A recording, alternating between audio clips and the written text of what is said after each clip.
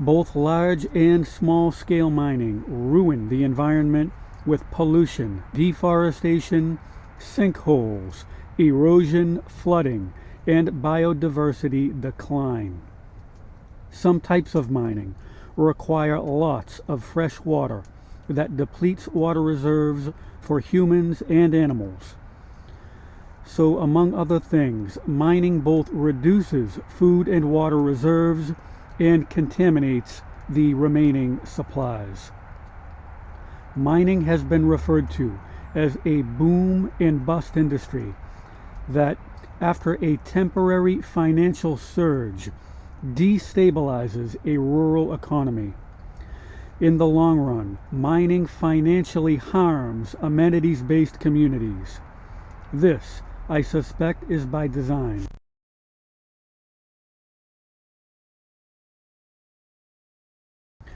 Every mining project requires infrastructure. In some cases, the mining base is so big that it can be seen from satellite. This industrial site is basically a city that springs up in the targeted zone. The impact of this infrastructure on the environment and local population is said to be staggering.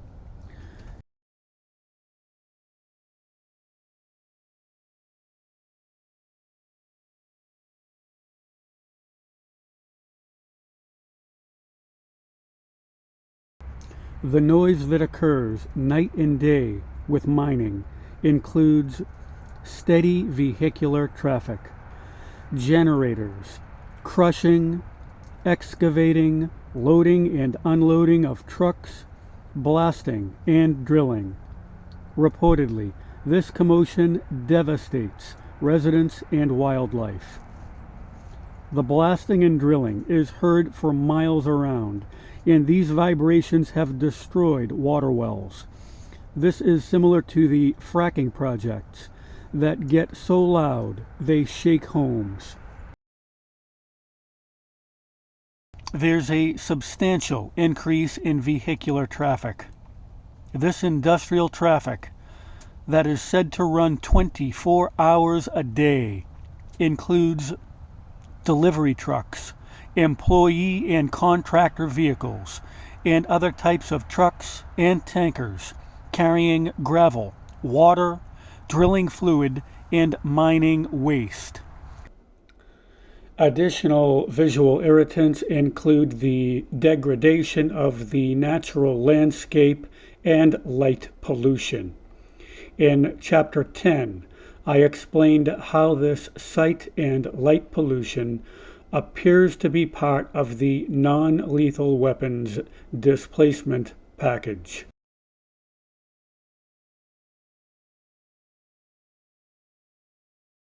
These are some of the chemicals that mining leaks into the environment: cyanide, mercury, sulfuric acid, lead, manganese, methane, cadmium, radiologicals, barium, aluminum, thallium, antimony, copper, arsenic. We've already covered some of these deadly, food chain disrupting, cancer-inducing poisons that cause all sorts of reproductive problems, brain damage, heart and lung disease, stillbirth, and miscarriage. Let's have a look at sulfuric acid, radiologicals, and thallium.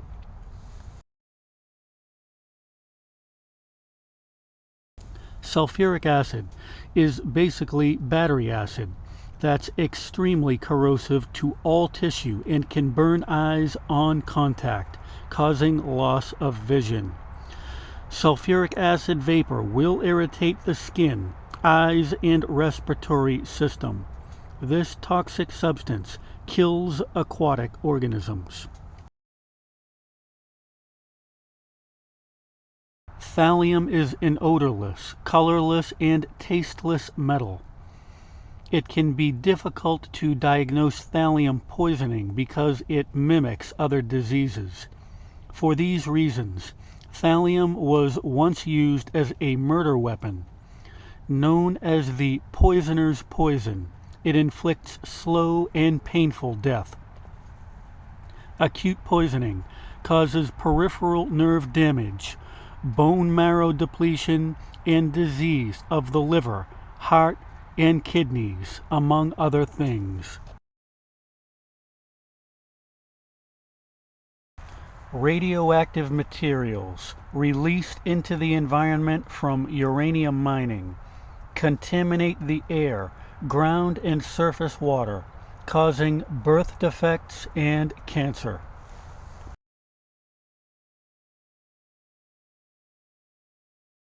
Some mining requires fresh water that subtracts from the water reserves available to the community. Then there's the pollution of what remains. So from two directions, mining dwindles water supplies. As I mentioned in the hydraulic fracturing chapter, I surmise this is by design to aggressively delete water reserves.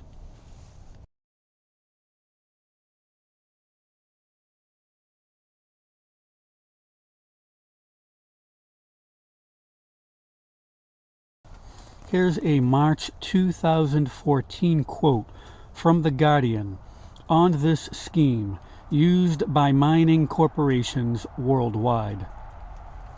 They take the water and divide the small community.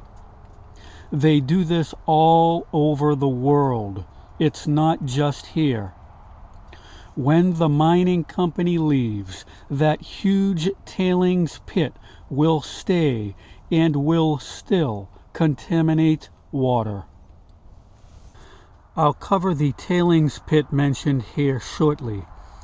We just went over the community division that I see as part of the invasion etiquette to weaken resistance.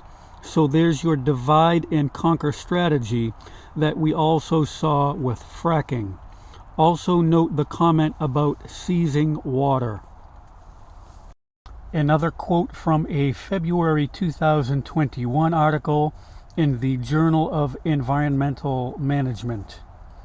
Some of the negative impacts of mining are loss of vegetation cover, mass destruction of water bodies, loss of biodiversity, land use changes, and food insecurity, increased social vices and conflicts, high cost of living, and air pollution.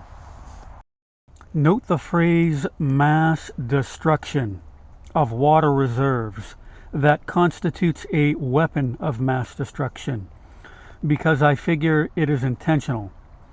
Given mining's toxic chemicals, the air pollution would certainly lead to human sickness. That would serve the depopulation program. Also observe the reference to food insecurity. That eventually translates to starvation. Again, depopulation from a different angle. Loss of vegetation also equates to loss of food or starvation, among other things. Once more, depopulation. Land use changes, I suspect, means the denial of land use, because there are other reports of people losing property because of mining. Biodiversity decline would be plant and animal death. Conflicts and social vices are some resistance weakening methods within the divide and conquer and socio-cultural disintegration strategies that we observed in the state-hosted Clandestine Ecological Warfare chapter. At this time, I'd like to read from a July 2019 report from Environmental Geochemistry and Health that I think accurately portrays mining. Mining continues to be a dangerous activity. It can result in substantial environmental and human health problems. Across the world, Mining contributes to erosion, sinkholes, deforestation, loss of biodiversity, significant use of water resources, dammed rivers and ponded waters, wastewater disposal issues, acid mine drainage and contamination of soil, ground and surface water, all of which can lead to health issues in local populations. Contamination and consumption of ground and surface waters all act as stressors on health of local communities, depleting food supplies and delivering harmful elements into the food chain.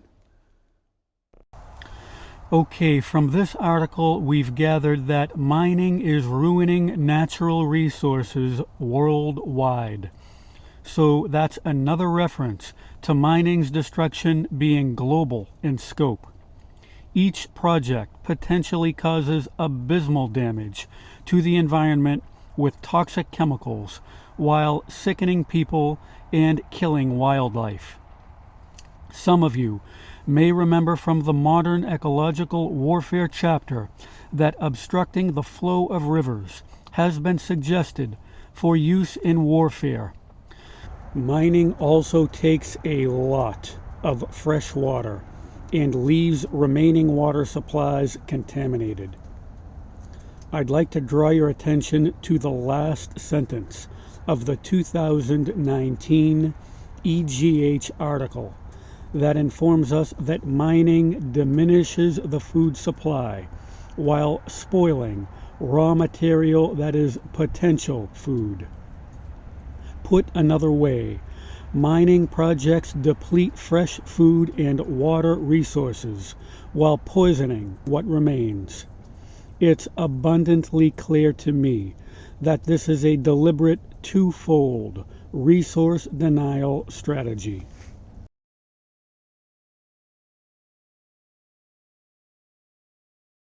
The industrial waste from mining is stored in a gigantic pond known as a tailings storage facility, TSF, that can be 200 feet high and several square miles wide. A TSF may hold billions of gallons of liquid hazardous waste, including the previously described toxic industrial chemicals. In the case of uranium mining, it would also contain radioactive sludge.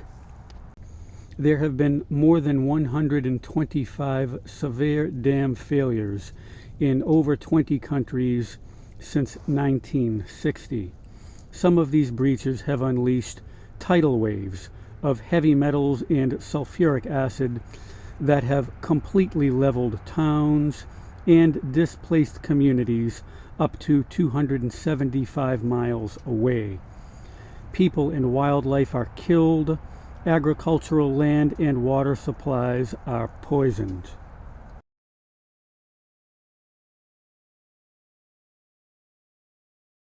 It appears that some of these pools are being used as improvised weapons of mass destruction.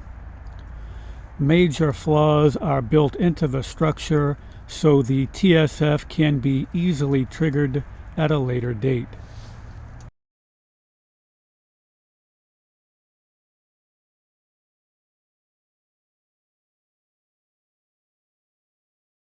In addition to a breach, a TSF and waste pile can slowly leak sulfuric acid and other poison into groundwater that connects to wells and reservoirs. This has been called acid mine drainage, or AMD.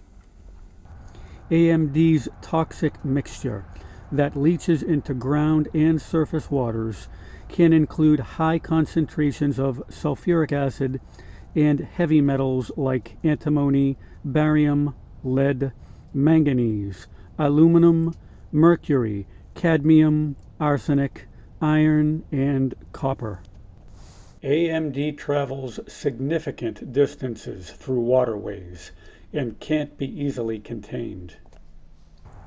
With its bioaccumulative food chain disruptors, AMD contaminates the environment, starting with water and soil, then moving up to plants, wildlife, and finally humans. AMD contamination is extremely difficult to remediate and lasts up to 10,000 years or more. This pollution essentially means the eternal removal of a natural resource. AMD is considered a global crisis that has permanently impaired many rivers and lakes in the United States, Spain, China, Canada, New Guinea, and South Africa. There's also the possibility of radioactive waste from these pools leaching into ground and surface water in the case of uranium mining. Like the TSF breaches, I surmise that most of this AMD and radioactive contamination is part of the biosphere disintegration and depopulation agenda.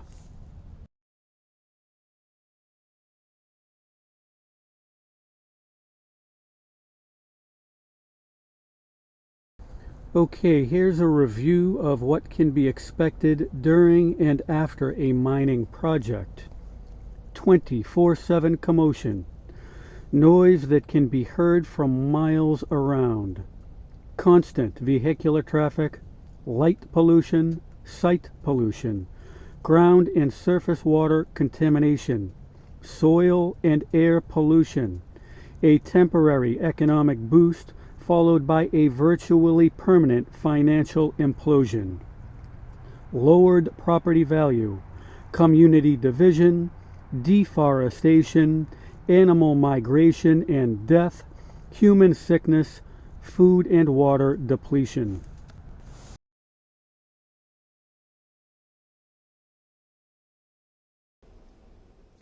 Mining is an optimal facade for an unconventional invasion because it allows for unrelenting audiovisual antagonism and a weapon of mass destruction fork attack.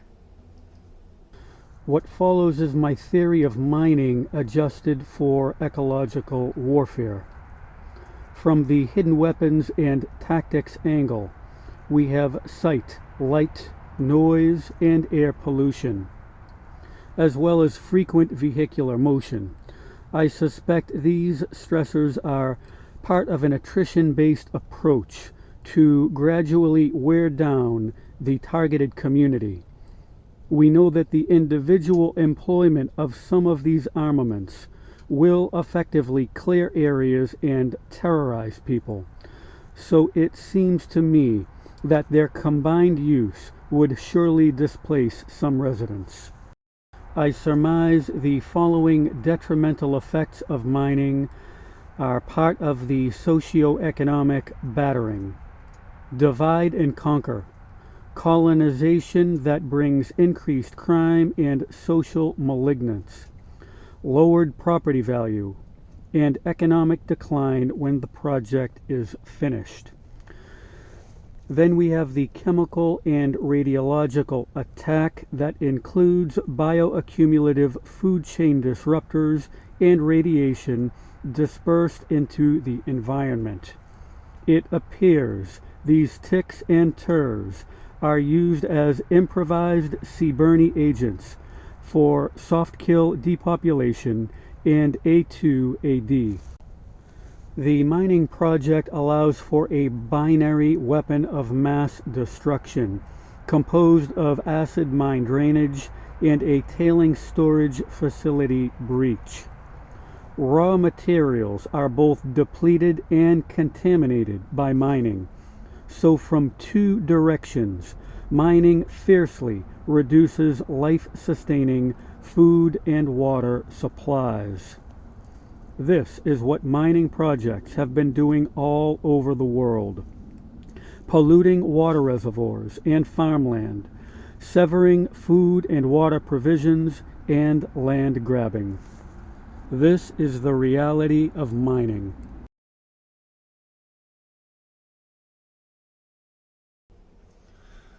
Mining is a diabolical, raw material eating and polluting beast, equipped with various overlapping strategies that very effectively achieve displacement and soft kill depopulation.